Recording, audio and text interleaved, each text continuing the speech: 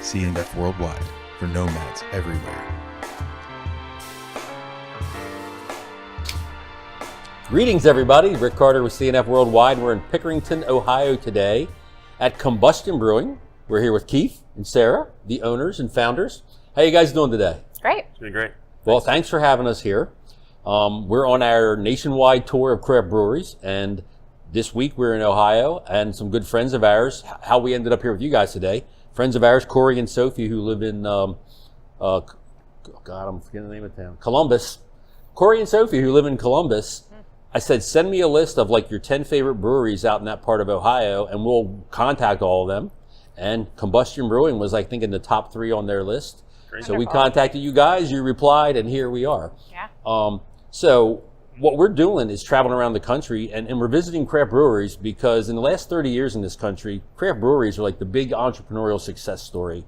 And what we've noticed is not only are the number of breweries growing, but communities are growing up around them. Other businesses tend to form, and artist groups and restaurants and coffee shops. And it seems like whole communities have had these renaissance periods that kind of started with breweries coming to town.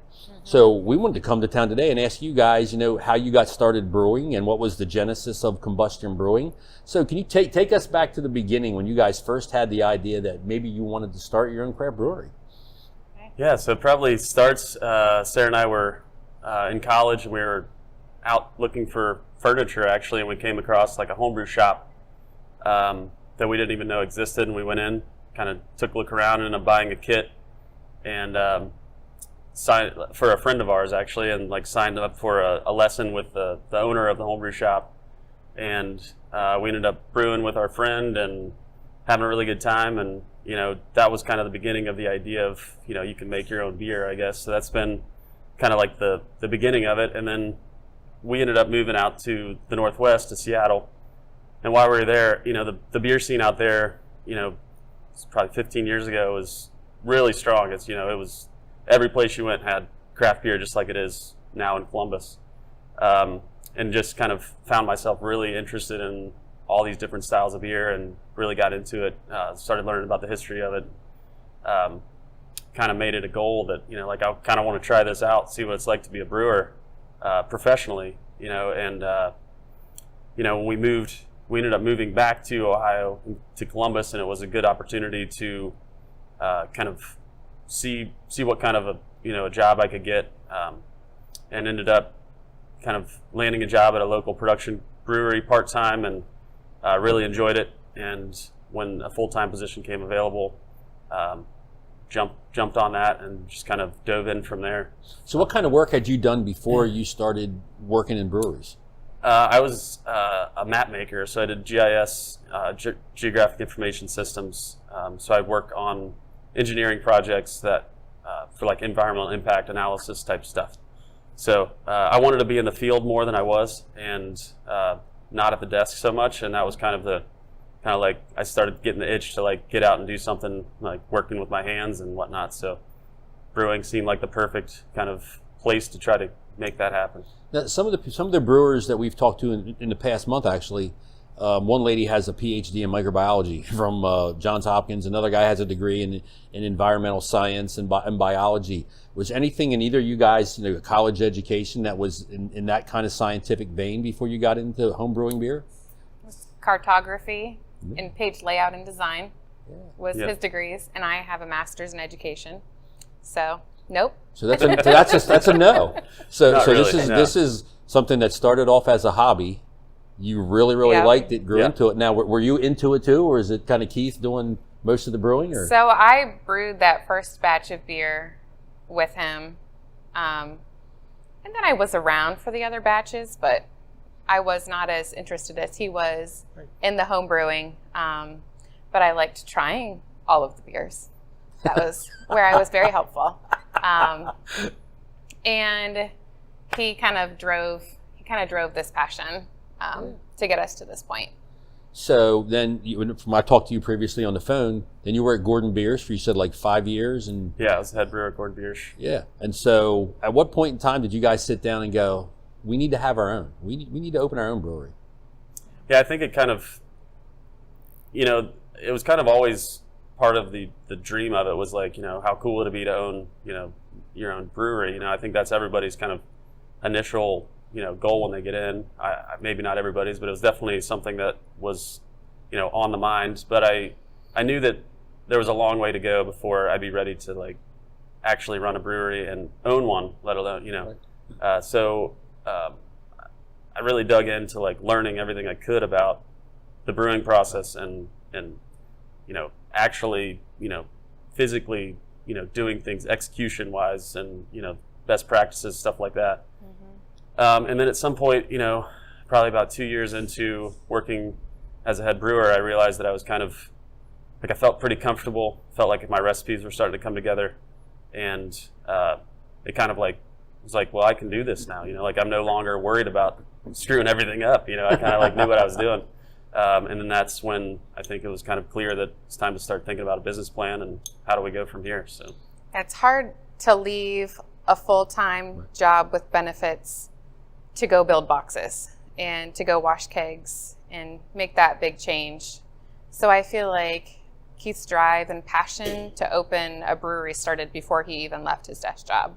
And he had this end goal in mind and this commitment in mind to get us to this point where we are today, when he left to go build those boxes and wash those kegs. So what's he's a very that driven like? person. What's that like as the spouse? Because a lot of spouses would have said, you got a really great job and you got good benefits, and I don't know if you had your children yet or anything at that point in time. And a lot of people would have said, we need to stick with secure. Yeah, we did not have kids yet. And we were at a point of transition anyways, moving from the Pacific Northwest back to Columbus. And I didn't have a stable job. His job turned into a very part-time remote thing. So if we were going to do it, that was the time. We were in our early 20s, mid-20s, I guess. So we decided to just go for it. Awesome. Yeah, and she's been supportive all along the way. Like, I was pretty hesitant about making that jump, and Sarah, I think you were kind of like, do it. Like, Nope. If this If it is what doesn't you work want out, to do, then like, go back to doing what you were doing so, before. Yeah, she's been very supportive the whole way. Okay, so the conversation's been had. You've decided you're going to do this. Take us through building the business plan and figuring out how you're going to get funding and how you're going to find this location and get the whole thing moving. Yeah, doing the business plan was there was it's kind of like, all right, where do you start? So there's some books out there like specifically about starting a brewery. Sam Calhoun's book is out there. Yeah, and also Dick Cantwell has a book that I read pretty thoroughly and just kind of like got at least like some idea of how to do it. At least like what are the different aspects? Because like we're not entrepreneurs, we hadn't started a business before, so there's a lot more to it than just building a brewery. You got to build a business, and so doing that was like kind of like a big endeavor. Like, where do we start? How, where are the margins going to be and things like that? We're kind of just like, it was like a blank slate. We didn't really have anywhere to go from, but just kind of built on everything. As you figure one thing out, you tackle the next challenge and just keep moving and ask questions, talk to as many people as you can, and it was a pretty long process actually. Yeah. And I feel like we kept thinking we had made the decision that we were going to open a brewery and we were really going to do this. And then we would get to the next phase and we would be like, okay, are we really going to do this? And we'd have to reevaluate and see if we could really do it. And we would think we had made a decision, and then the next challenge would come up. So I feel like it was a rolling process of like trying to figure out where we were and where we wanted to be, and kind of reassessing all along. Because at that point we did have kids. Yeah. And at that point the stakes were much higher, and we needed to make sure we could feed our family and do all the things we needed. Make sure that once we hired employees, we could pay them, and we've built a family here with our employees, and now that's truer than ever that we really needed to make sure that we had our ground first before we continued. Takes a lot of guts, doesn't it? It takes a lot of nerve to start a business, doesn't it? Yeah. There are definitely some, yeah, it's still, there's a lot of anxiety involved here and there, but, I think I guess at some point, you've gone so far with it, it's like, we got to finish, make it happen. Well, I asked your friends over at Hangry City, I said, what was it, as you dove into this process, looking back now, was it more fun or more scary? His face tells me it's still scary. I think we're over the scary. Yeah, I think we're over the scary. There's a lot of challenges along the way, but it's always, having a tap room where you're seeing people actually enjoying the product. Yeah. Almost every day you can watch people come in and order a beer. That is very fulfilling, and it feels really good to see that, and see that we're starting to build, some like a pretty strong group of regular, customers that come in, and the community's really accepting us. Like those things are so fulfilling to the whole project. So it's become a lot of fun with that. So backing up a step here, going through the process, because there are tons of people out there home brewing beer just the way you did. I think I ask this question almost every time I do this interview, and most of them think, oh, my beers are good. My buddies tell me my beers are good. I could open a brewery. But there's so many pieces to this, because I'm pretty sure you're not a carpenter, but yet I see a beautiful bar here, and all of this tank system had to get put in. You've got to go through decisions about where you're going to source your grains and all your other materials. And as you talked about, hiring employees, accounting and taxes and marketing, coming up with names for beers, labels for your cans, all this minutia. Are you trying to stress us out? No. I'm working on it, but I mean, somehow through your whole process, from the day you guys said we're doing this till the day this door opened, you had to deal with all of that. Yep.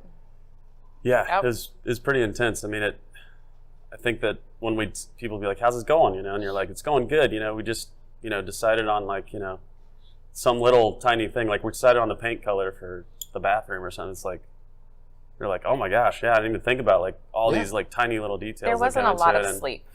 No, there wasn't. And then things like we're sleeping now, but there was a phase when there was just not a lot a newborn. Combustion Brewing, your logo and stuff. Where did that come from? Yeah, that's good questions. Yeah, it's a good question.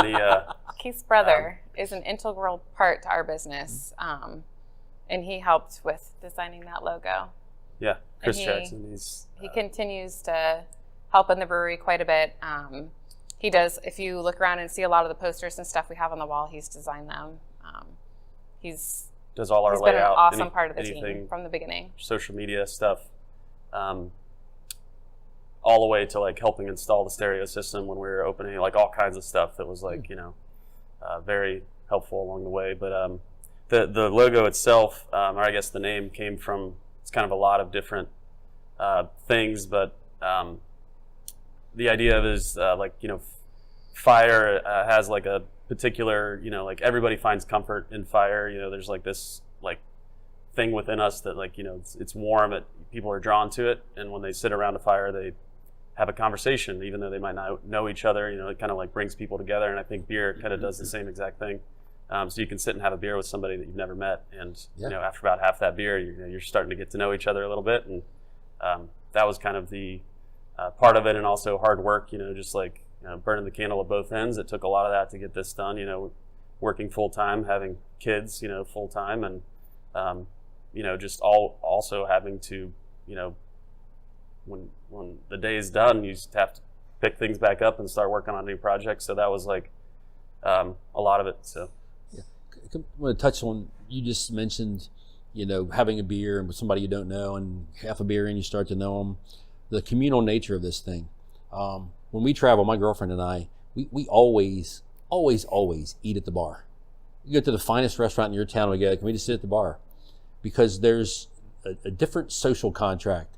If you go out to dinner, it's two of you, and you're sitting at a table, strangers aren't going to come up to you and just sit at your table and start talking to you. Yep. But when you sit there, it's different. You basically said, our conversation's fair game if you want to jump in. I have met most of my favorite people in the world sitting at a bar.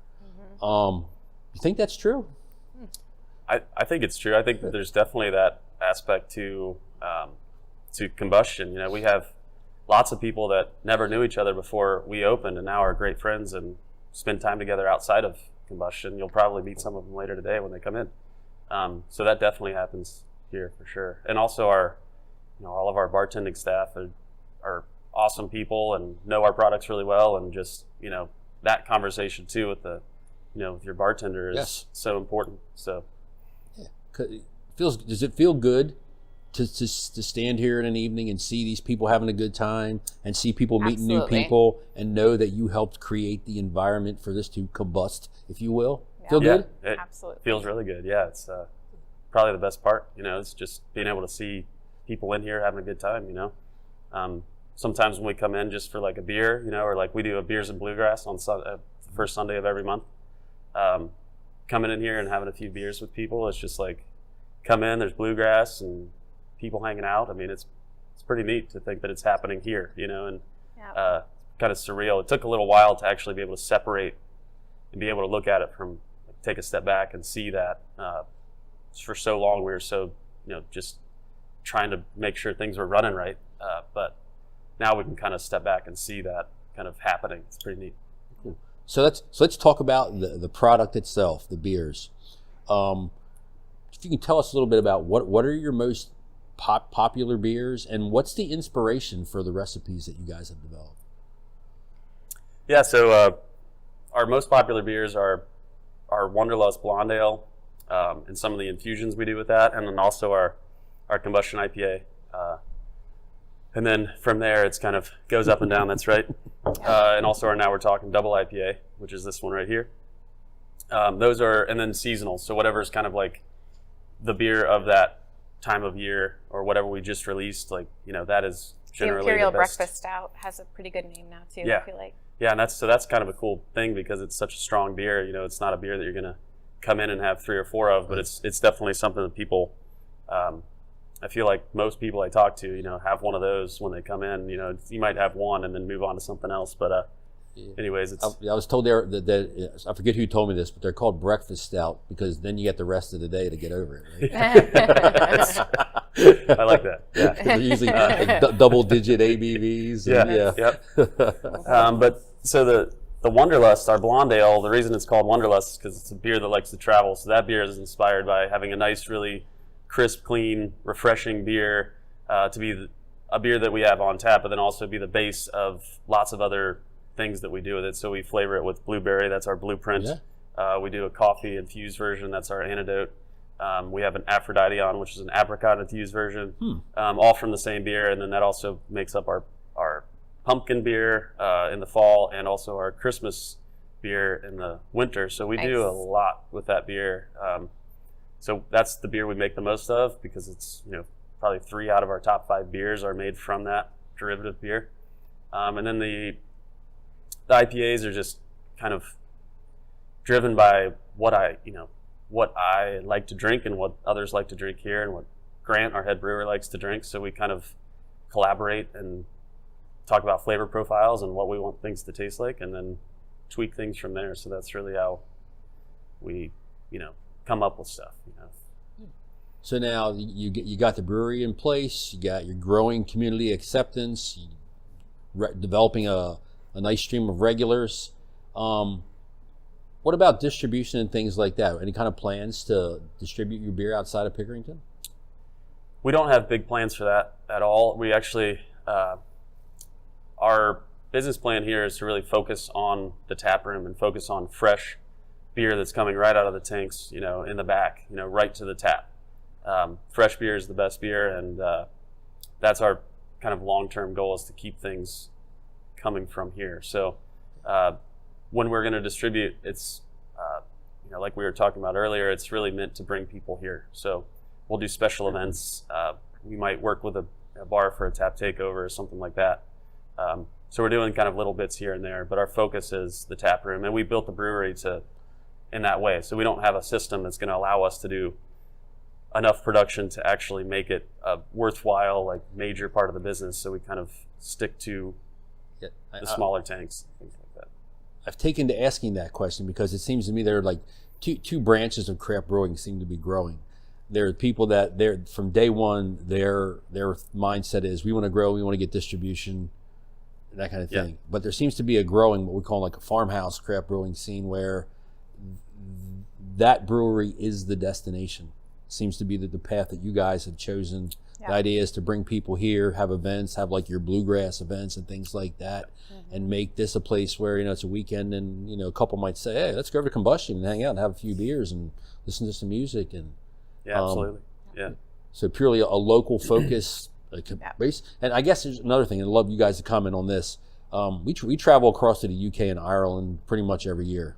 And the history of like bars and pubs in this country is very different than how it is over there. If you go into a small Irish town, a pub is like a community center. You might go in there and grab an Irish breakfast on a Sunday morning, and there's grandma and grandpa and the son and his wife, and the kids are on the floor playing with their toys. Mm-hmm. And typically in bars in this country, that's like something, bars are where the adults went to get drunk, right? Yep. But it seems to be turning into more of like a family affair, sort of like it is in the old country. Yep. We definitely welcome families. Pickerington has a lot of young families. A lot of the people that are living here have lived here their whole life. It's very much a small town still, but it's also very quickly growing. So we kind of have the best of both worlds in this community. So we see a lot of families in here. Mm-hmm. We have a dedicated space for kids to play in, so that it's a safe, that's very cool, comfortable place for kids to come. We want families to feel welcome here. So yes, we absolutely want everyone in the community to feel welcome here. And this is not a place where you come to get smashed. This is a place where you come to enjoy a nice craft beverage, spend time with other community members, and have a great time. So you guys open your tap room up to like civic events, to corporate events. Can people lease this for private affairs, things like that? Yes. We, was it about 6 months after we opened the tap room down here, we decided to lease out the second floor of this building as well. So we have a private event space on our second floor, and people can use that space for private things. We've done some weddings up there. We've done fundraisers, birthday parties, you name it. We've done a lot of things. And we have a small room off to the side as well, where groups of about 20 can rent out that space and have small private parties over there as well. At this point in time, if I understand you correctly, you're capable of having the tap room open and in full swing, and a separate private event, small event in the back room, and yet another event going on upstairs simultaneously. Yeah. Yeah, Nice. those are some pretty wild days. Yeah. They are very wild days. Yeah, those are tiring days. Yeah. They're great days. So, usually one of us kind of like, when something like that's happened, usually one of us kind of is here and one's at home or something like that. So we're not both kind of on all the time. But that's a really cool thing to see when like we're kind of firing on all cylinders, and we'll get this garage door open, the patio's full of people and stuff like that. And I think that something else we really wanted to work with the community on, how can we raise money and how can we help organizations and things like that. But I think that, and we've always done that, but I think in the last 6 months or so, we're really starting to I feel like we're kind of starting to hit our stride with that. Our taproom manager, Andy Norris, does an excellent job working with the local organizations that come to us and say, hey, we want to raise money for, whatever it might be, the Tollgate, elementary school. We just did a euchre tournament for them, and we're able to raise a lot of funds for them. So those kinds of things are really good to see as well. Like that's what really makes this feel good, is that, we're really starting to see the community come to us, as well as us reaching out to them and saying like, hey, what can we do together? So it's all about engagement and getting people communicating. I want to take a step back again. What's it like as a couple juggling all this and raising children, and keeping your sanity? How's that been? So keeping your sanity? No, well, I shouldn't assume. No, it's an interesting process. I mean, we both kind of we trade off who's picking up the kids on different days, and who's staying late on different days, and it's kind of like a constant like push and pull of where responsibilities need to be and where. And we also try to spend plenty of time with kids, just with us too. So it's I'd say we just have to be good at scheduling our time. That's we have to be Sarah's purposeful. Excellent with scheduling things. So it's like, probably wouldn't be going as well if it wasn't for how good she is with that. So. Well, and actually for like this past week when we had 3 snow days, it's really nice that we work together, because we can just say, hey, I have these 7 things I have to get done today. Great, I'll take the kids while you get those done, and then we can switch. So, I mean, it's actually kind of nice. So that's kind of the flip side of it, is the flexibility that it gives you, because you're the bosses. You're your bosses. Yep. You control your We can work schedules, from as home if difficult we as it have might be to. sometimes. Yep. Yeah. Yeah, I think that it's we kind of have to do it that way. If we tried to always be here, all the time, one of us would just be absent. So we try to split it in a way that makes it so we can kind of both get the family time and that we, want to get with our kids and with each other. So. And our strengths are different. So I think that we pair well in this setting because the things that he loves to do and he's good at, I want nothing to do with, and vice versa. The things that I'm good at and I want to do, he wants nothing to do with. So I feel like we partner well. Good in team. The setting. Yeah. And it also helps that we have an amazing staff here, and we can count on people, and they do an amazing job, and they interact with our, the people coming in the way we want them. It's like it feels good. Like Sarah said, it's like we've got like our own combustion family here, and it's that's a recurring amazing. theme at every brewery we go to. It's like it's become family. Everybody's really tight, and Absolutely. It seems like a good vibe. Yeah, sure. So let's talk about the non-people stuff. Can you tell us a little bit about your tank system you have back here? Yeah, so it's a 10-barrel brew house.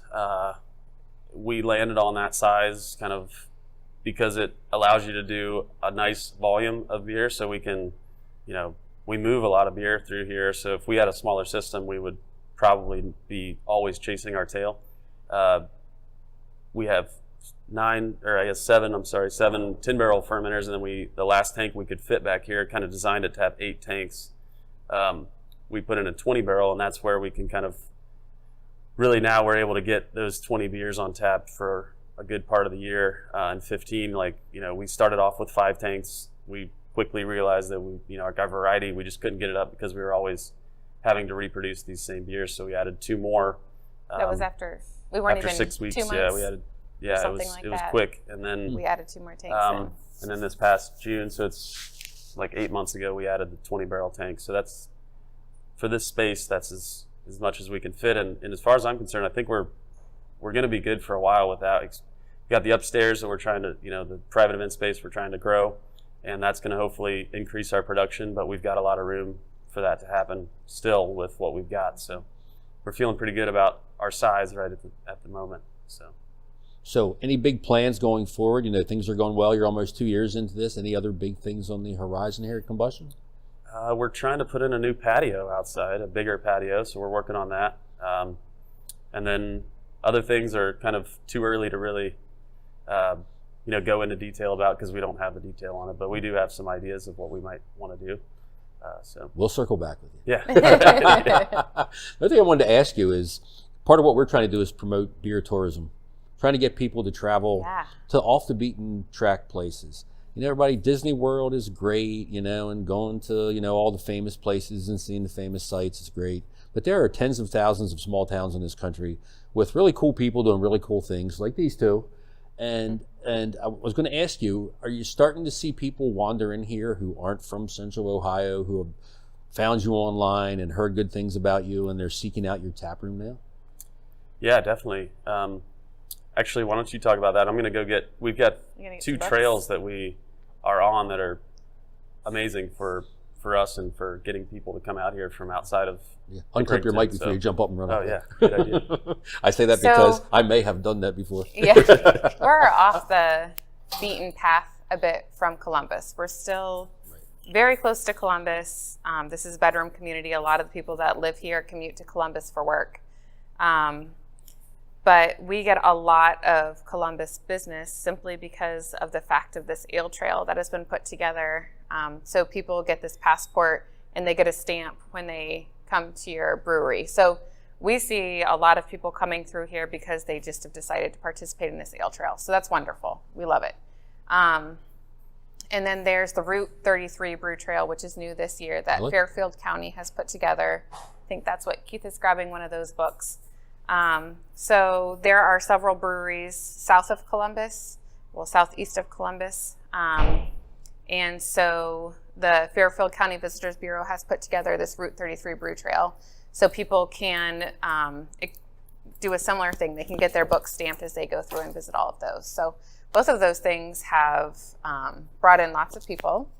And Fairfield County is very supportive of us, and they realize that people are planning their vacations around breweries, and that it's an important part.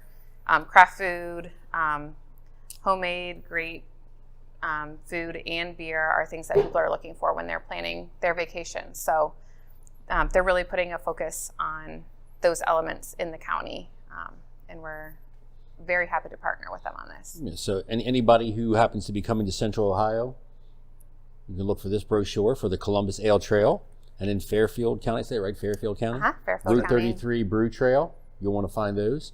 And for all of our listeners and viewers, Pickerington is right off of I-70. I think from Interstate 70 to your front door is in 5 minutes. Yeah. So if you're wandering 4 through, or as most people from the East Coast, if you're just blasting through I-70 heading somewhere, put on the brakes, get off at exit 112, drive 4 miles. You'll find yourself in Pickerington. What are we on, just Church Street out here? Yep. Right, yeah. Just Google breweries when you're going through Columbus or anywhere you're at, and you're gonna find yourself a good time somewhere just off the highway. So, and we have had people who did just that. They were driving, maybe from Indianapolis to Pittsburgh and coming across 70, and they wanted a nice place to stop and have lunch, and they found a brewery, and they came down and found us, and it's great. So there's I would call it a burgeoning craft beer scene in Columbus, as we talked about before we went on the air here, where there are now, you said, over 40 breweries in the immediate Columbus vicinity. Something like that. Don't quote us on that because it's changing pretty quickly. Maybe changing. 50 now, but yeah. How has that impacted you guys? I mean, guess what? These ale trails, the Columbus one, so there's this growing number of breweries. It really can be a trail now with that many.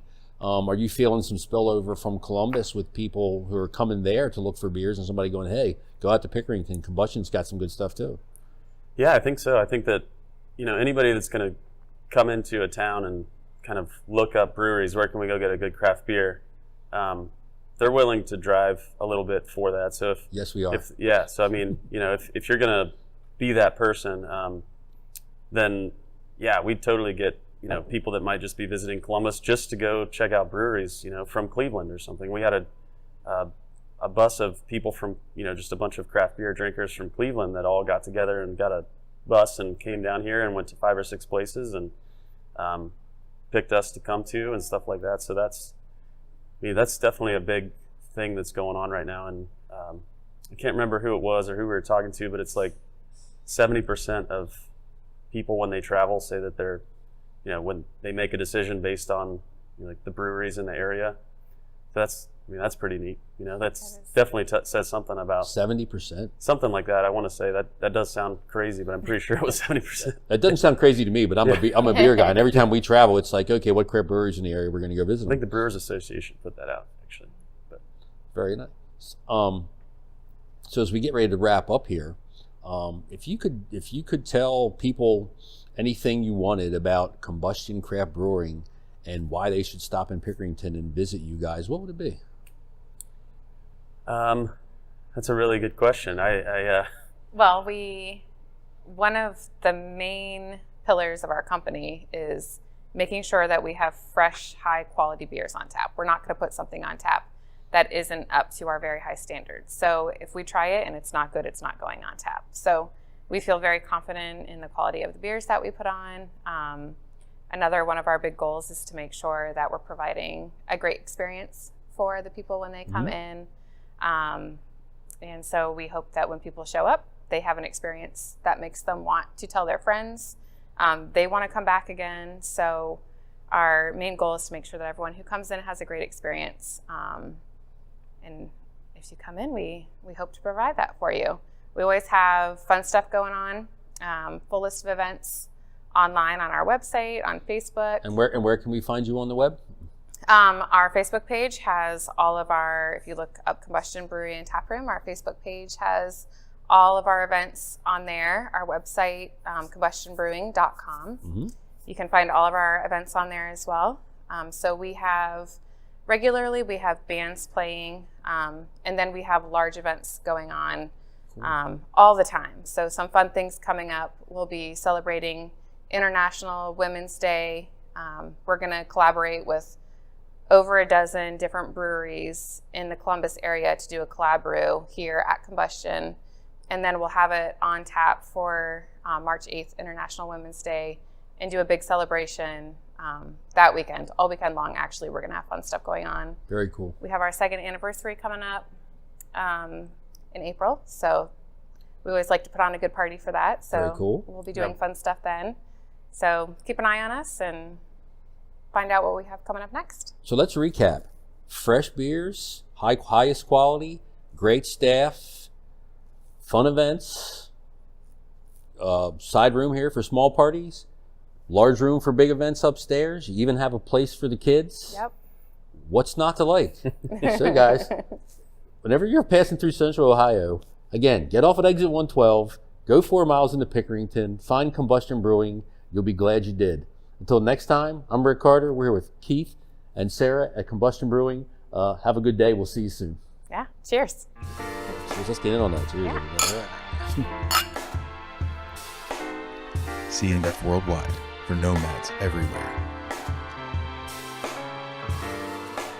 This broadcast was produced by CNF Limited for nomads everywhere. The contents of this broadcast are the property of CNF Limited. All rights are reserved. For more information about CNF publications, contact us at 305-707-4024. Find us on the web at cnfltd.com.